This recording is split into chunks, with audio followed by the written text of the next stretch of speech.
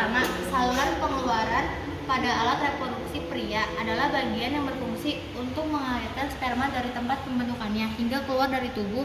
Urutannya sebagai berikut. Yang pertama, epididymis, yaitu tempat pematangan dan penyimpanan sementara sperma setelah diproduksi di testis. Yang kedua, vas deferens, yaitu saluran sperma, mengatur sperma dari epididymis menuju saluran berikut. Yang ketiga, ductus ejaculatorius, saluran yang menghubungkan vas deferens dengan uretra, tempat bercampurnya sperma dengan cairan dari kelenjar lain. Yang keempat, uretra, saluran terakhir yang mengeluarkan sperma keluar tubuh melalui penis. Lalu yang kedua ada testis. Testis atau gonad jantan berbentuk oval dan terletak di dalam skrotum atau kantung pelir. Testis berjumlah sepasang. Testes sama dengan jamak. Testes terdapat di bagian tubuh sebelah kiri dan kanan. Testis kiri dan kanan dibatasi oleh suatu sekat yang terdiri dari serat jaringan ikat dan otot polos. Fungsi testis secara umum merupakan alat untuk memproduksi sperma dan hormon kelamin jantan yang disebut testosteron. Testis mengandung pintalan tubulus seminiferus tersusun dari jaringan ikat dan jaringan epitelium germinal atau jaringan epitelium benih.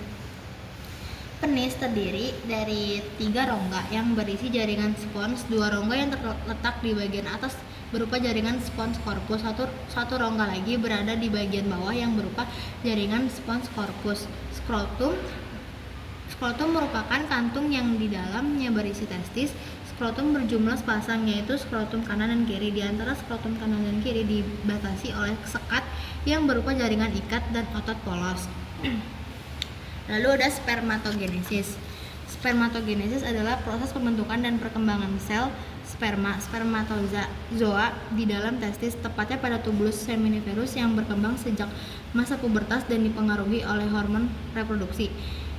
Yaitu yang pertama, tahapan spermatogenesis. Tahapan pembelahan mitosis. Spermatogenium, sel induk sperma, membelah selara mitosis untuk menghasilkan lebih banyak sel sperma awal. Lalu yang kedua, tahap meiosis 1. Spermatosit primer membelah menjadi 2 spermatosit sekunder dengan jumlah kromosom setengah dari sel awal. Yang ketiga, tahap meiosis 2. Spermatosit sekunder membelah lagi menjadi spermatid, sel sperma yang belum matang.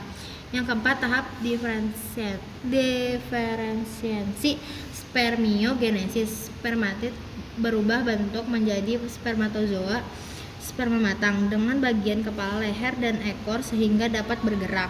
Jadi, spermatogenesis adalah proses bertahap dari sel sederhana hingga menjadi sperma matang yang siap untuk proses pembuahan. Lalu, alat reproduksi wanita bagian luar. Yang pertama ada mons pubis, bagian yang berada di atas tulang kemaluan, biasanya ditumbuhi rambut, fungsinya melindungi organ di bawahnya dari benturan. Yang kedua, labia mayora, yaitu bibir besar, lipatan kulit luar yang cukup tebal dan berfungsi melindungi bagian dalam organ reproduksi dari kotoran atau goresan bahkan gesekan. Yang ketiga, lubang uretra, lubang keluarnya urin, letaknya di antara klitoris dan lubang vagina. Yang keempat, selaput himen, yaitu selaput tipis yang sebagian menutupi lubang vagina. Bentuk ketebalannya berbeda setiap individu.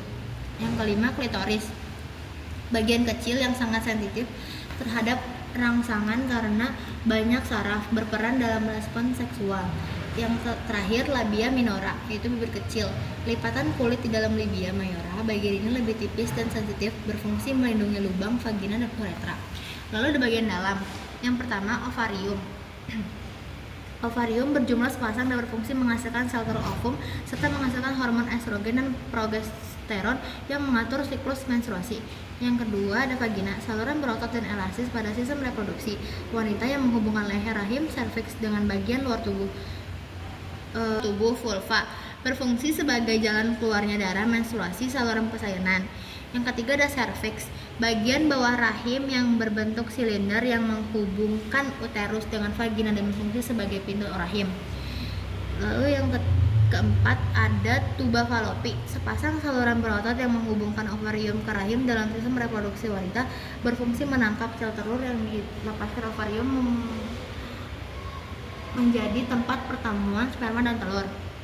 Yang terakhir ada uterus, organ otot berongga berbentuk buah pir terbalik di panggul wanita terletak di antara kandung kemih dan rektum. Organ ini berfungsi menampung dan memberi nutrisi sel telur yang telah dibuahi janin hingga persalinan. Lalu ada oogenesis.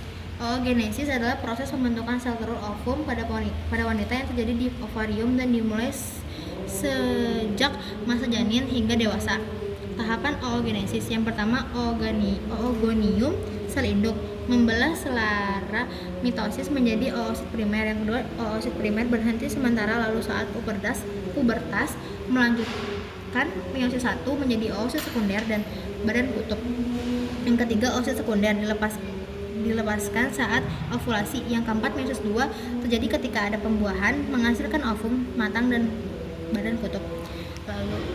Lalu menstruasi adalah proses turunnya lapisan dinding rahim endometrium yang keluar melalui vagina dalam bentuk darah yang terjadi secara berkala pada wanita ketika tak terjadi pembuahan.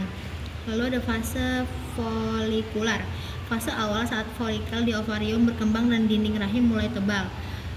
Lalu ada fase ovulasi, fase pelepasan sel telur matang dari ovarium ke tubuh falopi. Yang terakhir ada fase luteal, fase setelah ovulasi. Rahim dipersiapkan untuk kehamilan. Jika tahu terjadi pembuahan, akan terjadi menstruasi. Lalu ada kehamilan. Kehamilan adalah proses berkembangnya janin dalam rahim wanita yang dimulai dari pembuahan antara sel sperma dan sel telur, kemudian terbentuk zigot yang berkembang menjadi embrio dan menjadi janin. Janin tersebut tumbuh dan berkembang di dalam rahim selama 9 bulan.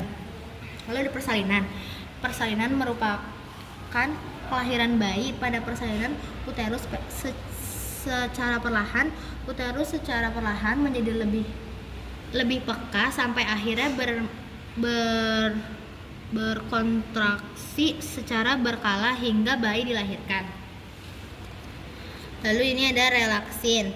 Relaksin adalah hormon yang berfungsi untuk menggaruan ligamen dan sendi di panggul serta membantu melembutkan dan membuka serviks menjelang persalinan sehingga memudahkan bayi keluar saat lahir. Lalu ada estrogen. Estrogen berperan dalam meningkatkan sensitivitas rahim terhadap oksitosin dan membantu merangsang kontraksi otot rahim sehingga proses persalinan dapat berlangsung secara efektif. Lalu ada oksitosin. Oksitosin adalah hormon utama dalam persalinan yang berfungsi untuk merangsang dan memperkuat kontraksi rahim secara teratur sehingga mendorong bayi keluar dari rahim menuju jalan lahir. Yang terakhir ada prostaglandin. Prostaglandin adalah fungsi untuk memperkuat kontraksi rahim dan membantu melunakkan serta membuka serviks sehingga mempercepat proses persalinan. Lalu ada kelainan. Yang pertama, kanker vagina. Kanker vagina adalah kanker yang terjadi pada jaringan vagina, saluran yang menghubungkan rahim dengan bagian luar tubuh. Penyakit ini jarang terjadi dalam biasanya disebabkan oleh infeksi virus HPV dan gejalanya seperti pendarahan tak normal, nyeri atau keputihan yang tak biasa. Lalu ada kanker serviks. Kanker serviks adalah kanker yang menyerang rahim serviks, yaitu bagian bawah rahim yang terhubung ke vagina. Penyebab utamanya adalah infeksi virus HPV dan gejalanya bisa berupa pendarahan di luar menstruasi, nyeri panggul, serta keputihan berbau. Yang ketiga ada kanker ovarium. Kanker ovarium adalah kanker yang berkembang di ovarium. Penyakit ini sering dideteksi sejak awal penyakitnya tak spesifik seperti perut kembung, nyeri perut, dan perubahan pada makan. Endometriosis, kondisi ketika jaringan yang seharusnya melapisi rahim tumbuh di luar rahim seperti ovarium atau saluran tuba. Hal ini dapat menyebabkan nyeri hebat saat menstruasi dan bisa mengganggu kesuburan tubuh. Yang terakhir ada infeksi vagina. Gangguan yang terjadi akibat bakteri, jamur, atau parasit di area vagina. Gejalanya meliputi gatal, keputihan tak normal, bau tak sedap, dan rasa perih atau terbakar. Sekian pesan dari saya, kurang lebihnya mohon maaf. Wassalamualaikum warahmatullahi wabarakatuh.